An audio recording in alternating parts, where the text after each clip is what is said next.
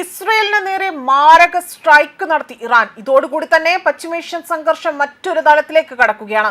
യുദ്ധം തുടങ്ങി ഒരു മാസം പിന്നിടുമ്പോൾ അതിഭയാനകമായ ഘട്ടത്തിലൂടെയാണ് ഇപ്പോൾ സംഘർഷം കടന്നു പോകുന്നത്.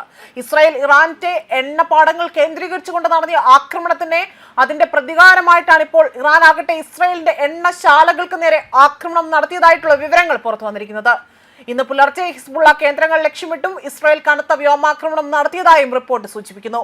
ബെയ്റൂട്ടിലെ ഹിസ്ബുള്ള കേന്ദ്രം തകർത്തതായി ഇസ്രായേൽ പ്രതിരോധ സേനയാണ് അവകാശപ്പെട്ടിരിക്കുന്നത്. ലെബനനിൽ 6 ഇസ്രായേൽ സൈനികർക്ക് പരിക്കേറ്റതായും ഇസ്രായേൽ സ്ഥിരീകരിച്ചിട്ടുണ്ട്.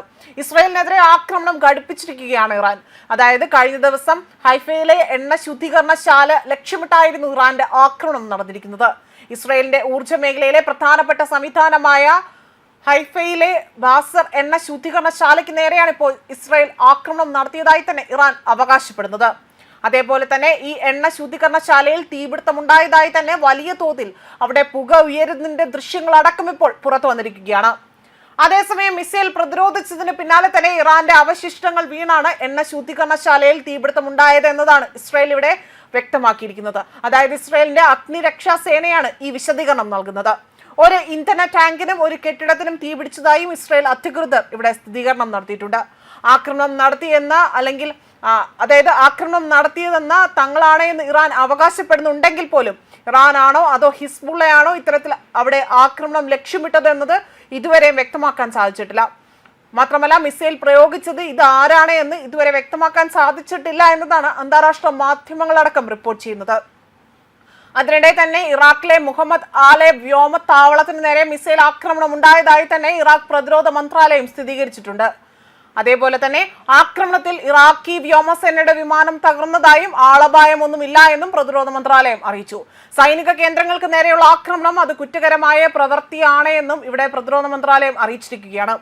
അതേപോലെ തന്നെ ഇറാനിലെ 40ഓളം സൈനിക വ്യവസായ കേന്ദ്രങ്ങൾ തകർത്തതായി തന്നെ ഇസ്രായേൽ സൈന്യം കഴിഞ്ഞ ദിവസം അവകാശപ്പെട്ടിരുന്നു.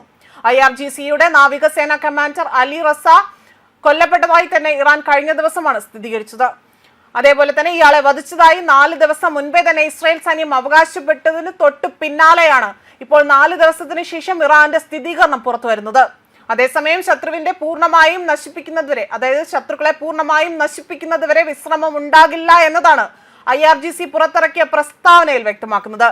അതിനിടെ തന്നെ അമേരിക്കൻ യുദ്ധവിമാനങ്ങൾക്ക് തങ്ങളുടെ വ്യോമാതിർത്തി ഉപയോഗിക്കാനുള്ള വിലക്ക് സ്പെയിൻ നീട്ടി നൽകിയിരിക്കുകയാണ്. ഇറാനെ ആക്രമിക്കാനായി തന്നെ അമേരിക്കൻ യുദ്ധവിമാനങ്ങൾക്ക് തങ്ങളുടെ വ്യോമാതിർത്തി അനുവദിച്ച് നൽകില്ല എന്ന് നേരത്തെ തന്നെ സ്പെയിൻ നിലപാട് ഘടിപ്പിച്ചതാണ്.